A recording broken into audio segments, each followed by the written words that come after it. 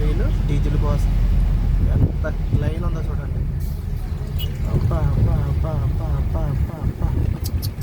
వీళ్ళందరికీ డీజిల్ దొరుకుతుందో లేదో తెలియదు కానీ బంకు లైన్ మాత్రం 1 కిలోమీటర్ 2 కిలోమీటర్ అది చూడండి. ఎక్కడ ఉండదు అది కదా. అయ్యో బాబోయ్ భగవంతుడా, వీళ్ళకి ఎప్పుడు డీజిల్ దొరుకుద్ది, వీళ్ళు ఎప్పుడు వెళ్తారో.